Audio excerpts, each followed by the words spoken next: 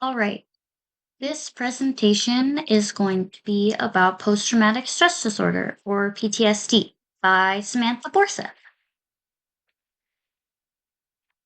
All right, we'll be discussing a few topics in this presentation, including the definition of PTSD, the diagnostic criteria of PTSD, according to the DSM 5, of course, and the prevalence of this disorder, as well as some of the implications of this disorder has on the people diagnosed with it and their families and friends, some of the treatment options available, and finally, we'll go over where I got the information for this presentation. Okay, let's start by defining PTSD. What is PTSD, or post traumatic stress disorder? According to the Mayo Clinic, post traumatic stress disorder is a mental health condition that is caused by being part of or witnessing an extremely stressful or terrifying event. Symptoms of PTSD may include flashbacks, nightmares, severe anxiety, and uncontrollable thoughts about the event. Okay, now that we have an idea of what PTSD is, let's look at the diagnostic criteria for this disorder according to the DSM 5. Criterion A states that you must have been exposed to one or more events that involve death or threaten death, actual or threatened serious injury, or actual or threatened sexual violence, and that these events were experienced by directly experiencing the event, witnessing the event as it occurred to someone else, learning about an event where a close friend or relative experienced an actual or threatened violent or accidental death, or experiencing repeated exposure to distressing details of an event, such as police officer repeatedly hearing details about a child sexual abuse.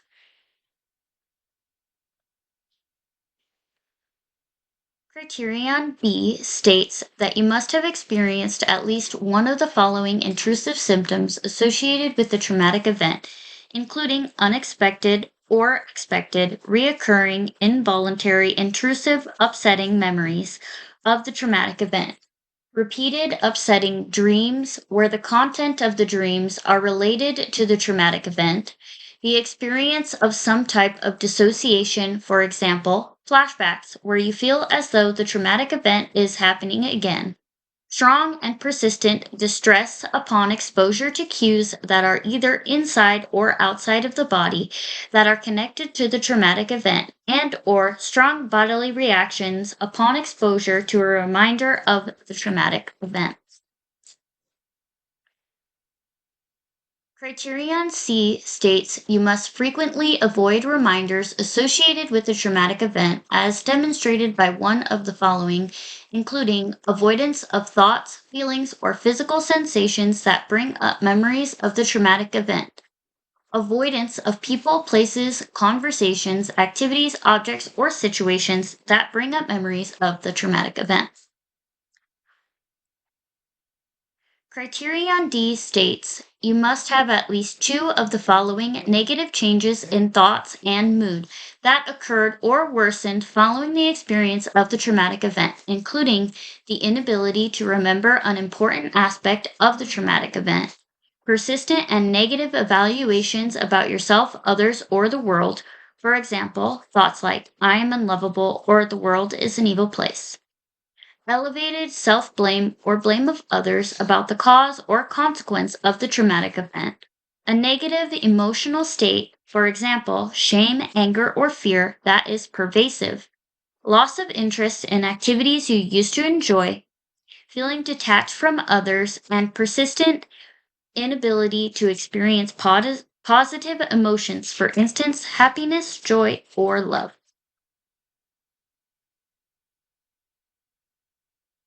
Criterion E states you must experience at least two of the following changes in arousal that started or worsened following the experience of the traumatic event, including difficulty concentrating, hypervigilance, or feeling constantly on guard, or like danger is lurking around every corner. A heightened startle response, impulsive or self-destructive behavior, irritability, or aggressive behavior and or problem sleeping. Pardon me.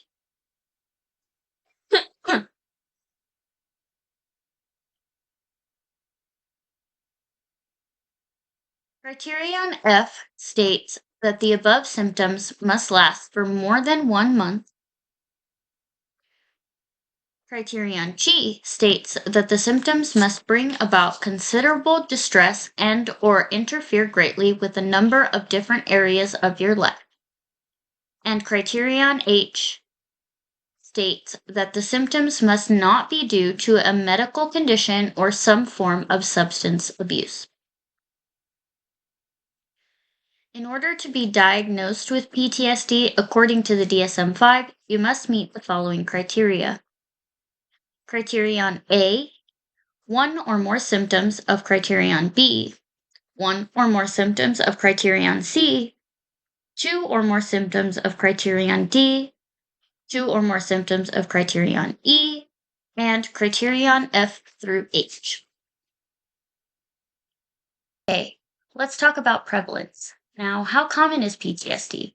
There is no single study on the prevalence of PTSD, so the best we can do is estimate.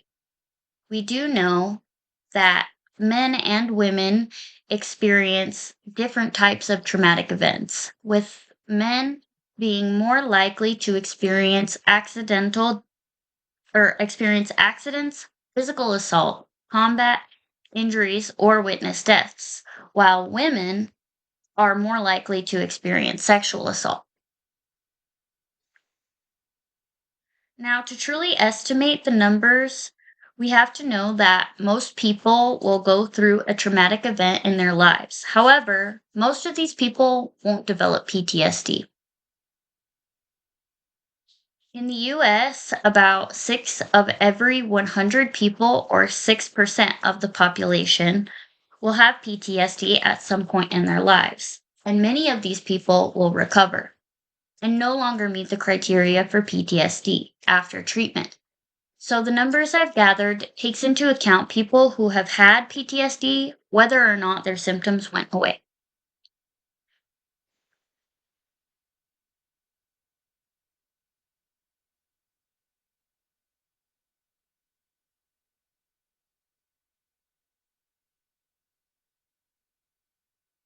About 5 in every 100, or 5% of adults in the US, has PTSD in any given year. And in 2020, 13 million Americans had PTSD.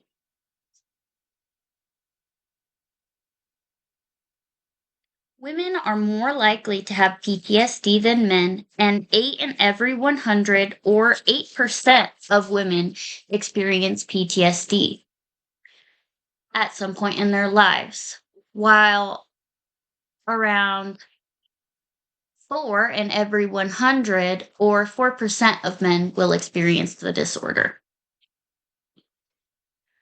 Veterans are more likely to experience PTSD than civilians, and veterans who were deployed to war zones are more likely than those who were not deployed to war zones. Surprisingly, there are a lot of people who believe only veterans can have PTSD, but so many more people do, and it really should be talked about more. All right, now we'll talk about some of the implications. How does PTSD affect individuals and their families? PTSD can take a toll on family members. Getting along and communicating can be harder than usual. Family members may feel hurt or helpless. At the same time, family stress can impact PTSD symptoms. Together, families can learn to support a loved one with PTSD.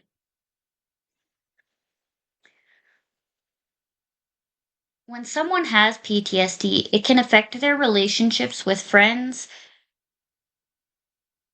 family members, spouses, and it can affect their perception of the world.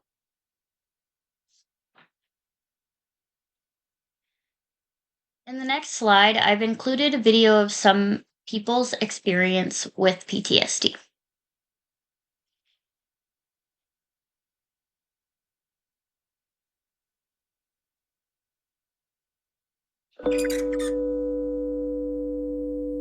I was living in Japan during the earthquake in 2011. A few weeks and months of political unrest while I was living overseas. We lived with bags by the door ready to go in case we needed to get out. I found out in 2008 I had PTSD, complex PTSD, but I think the diagnosis should have probably been made when I was 14 years old.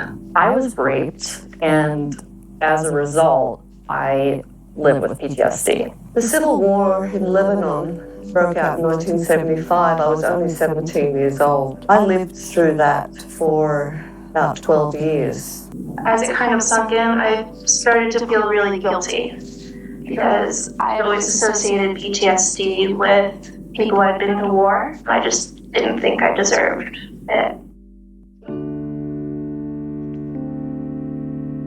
The PTSD triggers, they ambush you.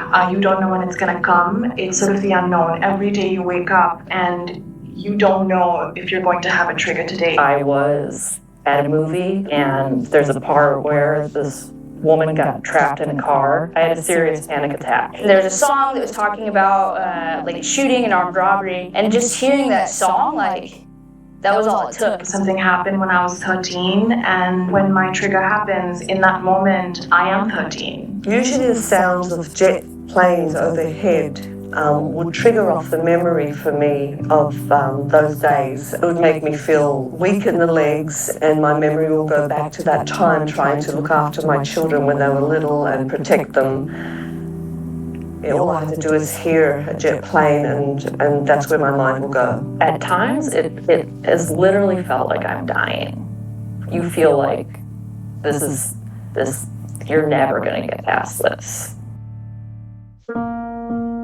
One of the things that's helped me a lot was group therapy. This happens to more people than you think. You start to have a conversation with this thing that you have. I did counseling for 2 years in college, and I felt like that got my life into a pretty manageable place. I am trying to build up the courage to attend a support group. I would have these days where you're just like, you know, there's nothing I can do to do anything that you're supposed to do. In group therapy, someone called it a lost day. It's such a simple thing, but putting the words lost day to those days helped me like overcome. And I think accepting that is really important, and just being like, it's okay to like freak out and just be like, oh, this is scary, like, because it's scary. And don't ever tell them to get over it, because it's extremely painful.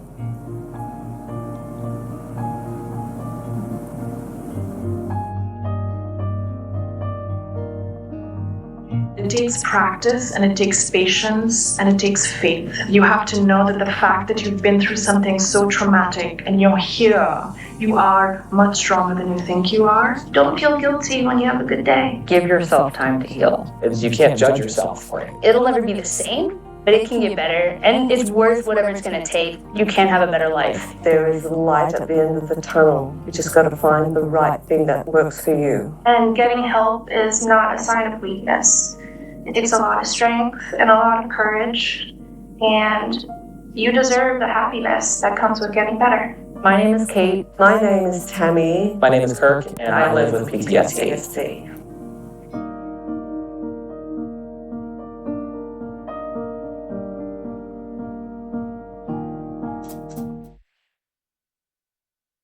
All right. Now we'll talk about some treatment options available for managing this disorder.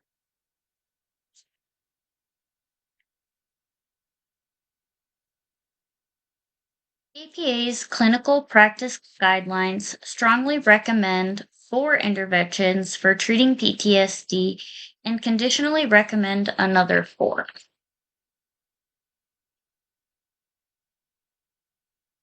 The 4 interventions that are strongly recommended are all variations of cognitive behavioral therapy, or CBT. They include cognitive behavioral therapy, or CBT, which is a therapy that focuses on the relationships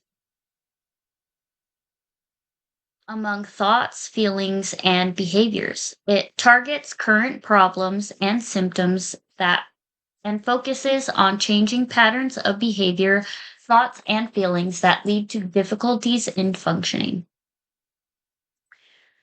The next is cognitive processing therapy, which is a specific type of cognitive behavioral therapy that helps patients learn how to modify and change or challenge unhelpful beliefs related to the trauma they experience.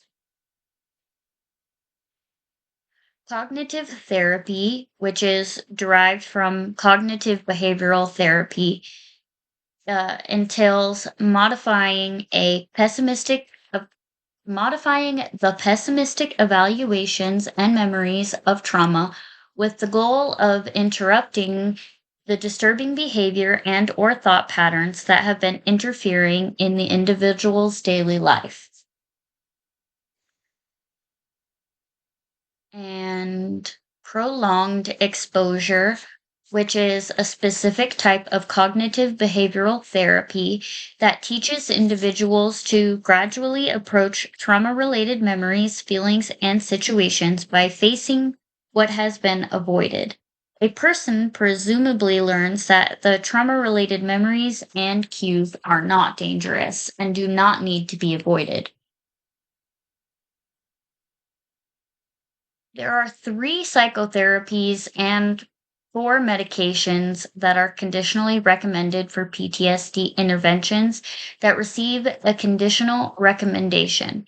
All have evidence that indicates that they can lead to good treatment outcomes. However, the evidence may not be as strong, or the balance of treatment benefits and possible harms may be less favorable, or the intervention may be less favorable, or the intervention may be less applicable across treatment settings or subgroups of individuals with PTSD. Additional research may lead to a change in the strength of recommendations in future guidelines. The 3 psychotherapies that are conditionally recommended are brief eclectic psychotherapy, which combines elements of cognitive behavioral therapy with a psychodynamic approach. It focuses on changing the emotions of shame and guilt and emphasizes the relationship between the patient and their therapist. Um, Eye movement desensitization and reprocessing therapy, or EMDR, which is a structured therapy that encourages the patient to briefly focus on the trauma memory while uh, simultaneously experiencing bilateral stimulation, usually eye movements, which is associated with a reduction in the vividness and emotion associated with trauma memory. Narrative exposure therapy, or NET, which is a therapy that helps individuals establish a coherent life narrative in which to contextualize traumatic experiences. This therapy is known for its use in group treatment for refugees. The 4 medications that received a conditional recommendation for the use in the treatment of PTSD are sertraline, excuse my pronunciations of these, which is a serotonin reuptake inhibitor, or SSRI. These types of medications increase activity of serotonin in the brain. The brand names of this drug include Zoloft, and it is used to treat depression, obsessive compulsive disorder, panic disorder, premenstrual dysphoric disorder, post-traumatic stress disorder, and seasonal affective disorder. Paroxetine, which is also an SSRI, its brand names are Bristol,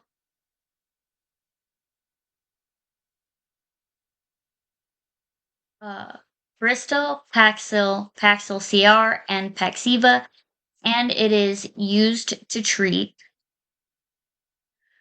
depression, obsessive compulsive disorder, panic disorder, generalized anxiety disorder, social anxiety disorder, premenstrual dysphoric disorder, as well as post traumatic stress disorder.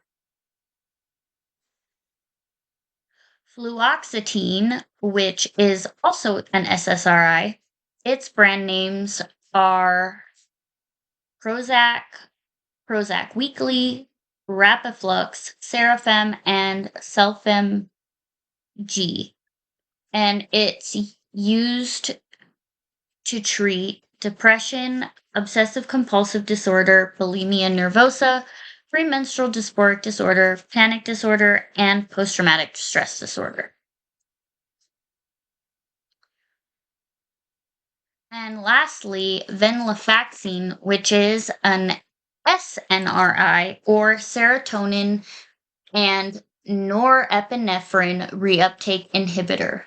These types of medications work by increasing the levels of serotonin and norepinephrine in the brain. Its brand names are Effexor and Effexor XR, and it's used to treat generalized anxiety disorder, social anxiety disorder, panic disorder, and finally, post traumatic stress disorder. There are also being other studies being done on the effects of some psychedelics on PTSD for veterans, including MDMA and psilocybin. And there are also studies being done on beekeeping as a therapy for PTSD in veterans as well. All right. Now, here are some of my references. This is where I found the information for this presentation. Some of these include the American Psychological Association, Very Well Mind, the National Center for PTSD, Mayo Clinic, and BuzzFeed on YouTube, as well as 11 Alive on YouTube. Okay, thank you for watching my presentation. I hope you enjoyed it. And